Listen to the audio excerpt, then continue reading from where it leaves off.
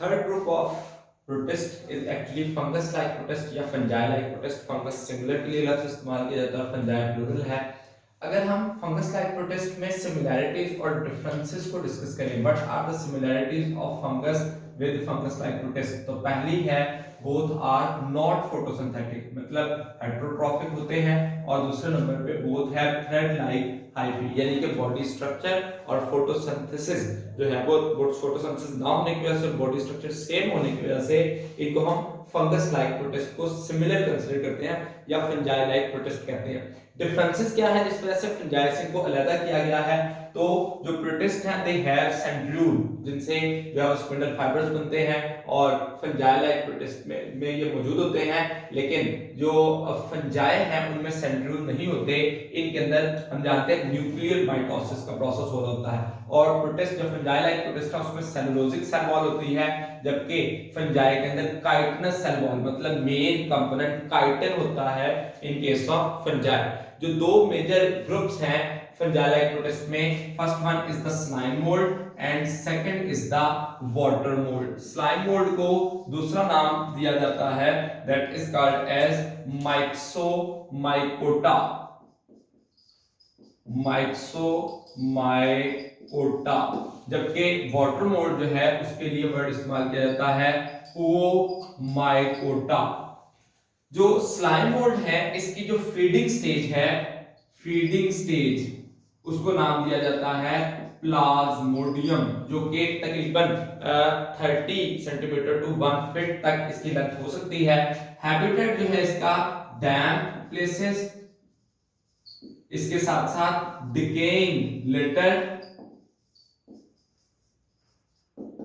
और इसके अलावा जो है वो जो मॉइस्ट हैबिटेट है वो इसमें ये ग्रो कर सकता है। रिप्रोडक्शन के लिए इसमें एक बड़ा इंपॉर्टेंट प्रोसेस होता है कि अगर हम ये इस तरह से इसका थ्रेड लाइक स्ट्रक्चर देखें, जो कि एक हाइफी, जो कि जिस तरह से फंजाई का स्ट्रक्चर होता है उसी तरह का ही स्ट्रक्चर होता है, इसके टिप के ऊपर जो सैक होते हैं उसको नाम दिया जाता है स्पोरेंजियम। इन स्पोरेंजियम के अंदर स्पोर्स बनते हैं by the process of meiosis. तो ये जो स्पोर बने ये मियोसिस की वजह से हैप्लॉइड स्पोर बनेंगे।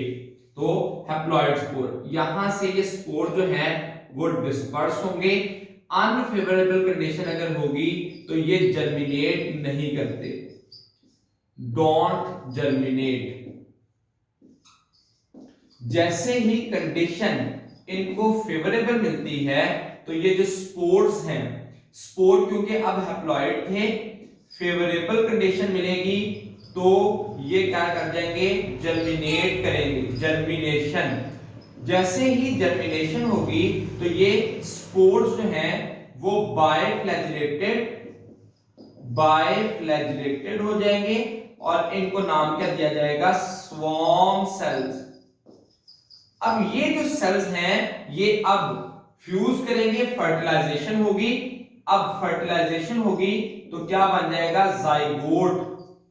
यहां पे नेक्स्ट स्टेज में बन जाएगा जाइगोट, जो कि फिर से क्या होगा, डिप्लॉयड होगा, और इससे फिर से एक इंडिविजुअल बन जाएगा जो कि डिप्लॉयड होगा, और उससे मियोसिस से फिर से हैप्लॉइड स्पोर्स की फॉर्मेशन होगी। तो ये प्रोसेस जो है वो चलेगा as a reproduction of the fungus like protist. इसमें जो एग्जांपल है फाइसेरम पॉलीस्पेलम, जो कि डिफरेंट बायोलॉजिकल प्रोसेसेस जो है उनको समझने के लिए इस्तेमाल किया जाता है। पहले नंबर पे जो इससे हम देखते हैं वो साइटोप्लाज्मिक स्ट्रीमिंग,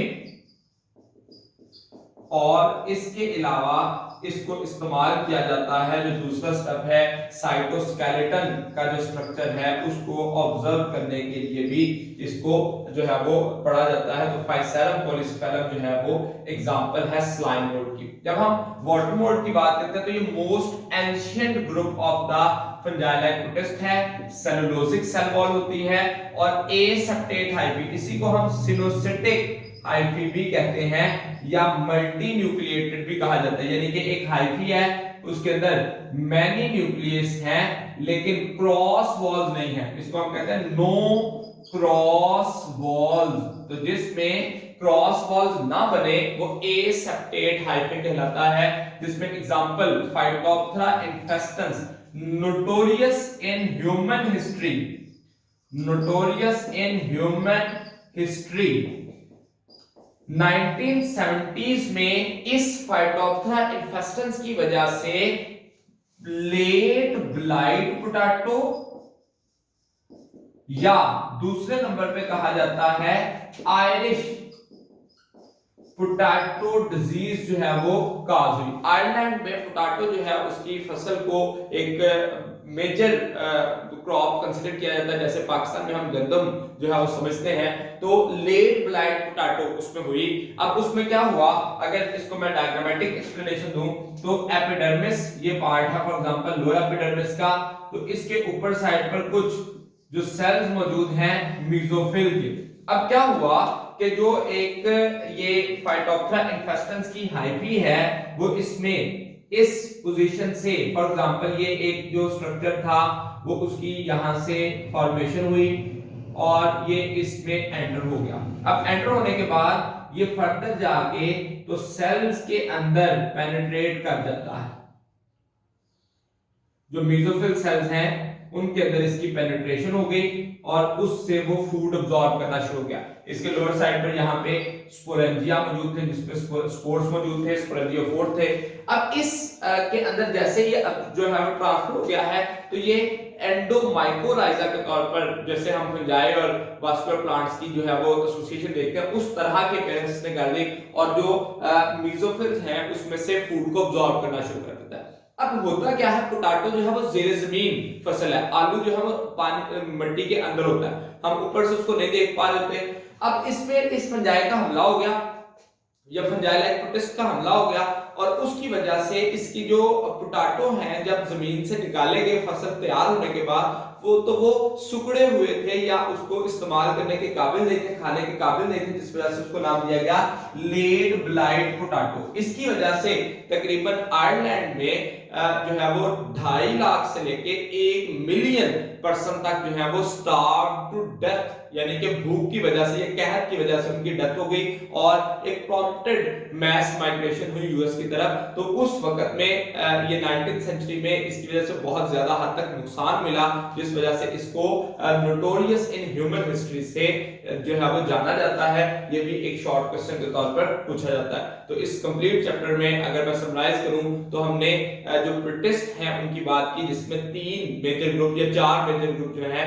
सबसे पहले हमने एनिमल लाइक प्रोटिस्ट की बात की जो कि प्रोटोजोन थे, और फिर यूनिसेलुलर एल्गी जो कि प्लांट लाइक प्रोटिस्ट थे, multicellular algae that are plant like protist, और फिर फंजाई लाइक प्रोटिस्ट में स्लाइम मोल्ड और वाटर मोल्ड को डिस्कस किया। यहां तक आज का हमारा लेक्चर कंप्लीट हुआ।